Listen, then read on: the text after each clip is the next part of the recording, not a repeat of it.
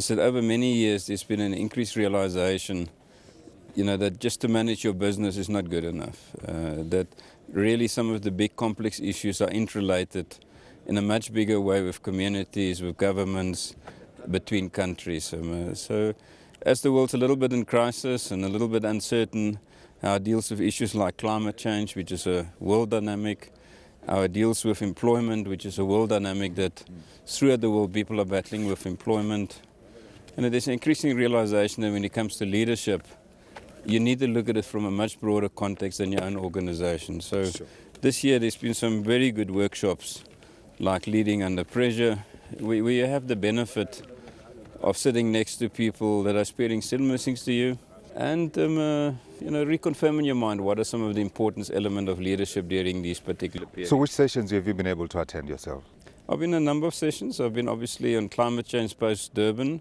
How's the world going to go forward on that one? I was at a very good dinner on African opportunities, where there was an excellent conversation. And I've been on a number of workshops related to leadership. Right. Now, of course, one of the issues that has come up this year has been the whole question around the future of capitalism. There's been two big debates that I have seen that have been talking about potential solutions, also suggestions of how to reform capitalism. Some saying what you actually need is a reset. One of the issues that came up was that business has, in the words of the General Secretary of the International Congress of Trade Unions, business has lost its compass. Have you been able to get that sense here? Look, I think business is uncomfortable.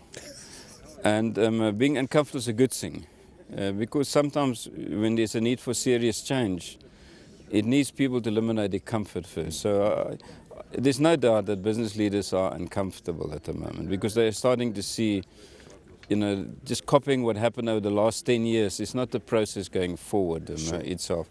In that uncomfortableness now, you can also see that there's, between business leaders themselves, often much more of a positive expectation than a general commentary. When you speak to individual CEOs about where they are, and nearly in each case, they've got positive expectations about things going forward. So it's a good combination.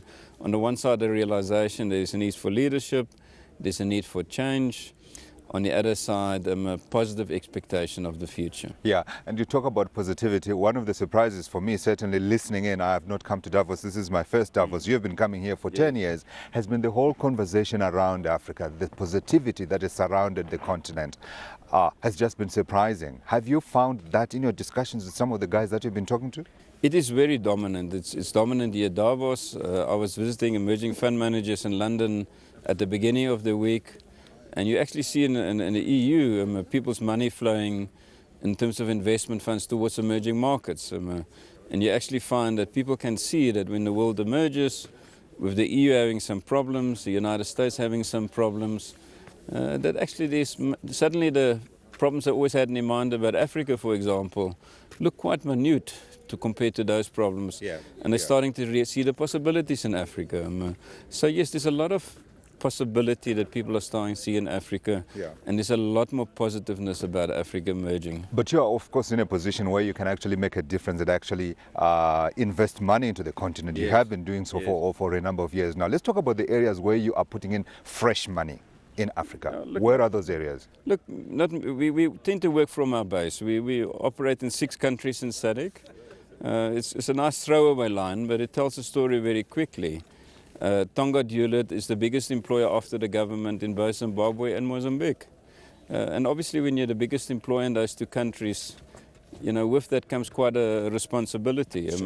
In Zimbabwe that gets often a lot of bad press. We took a decision in the beginning of 2009 when the macroeconomics were re-established that we would aggressively get our sugar estates back to full production. Now, at the low point, they produced 259,000 tons of sugar production. And the whole question around indigenization has not affected you?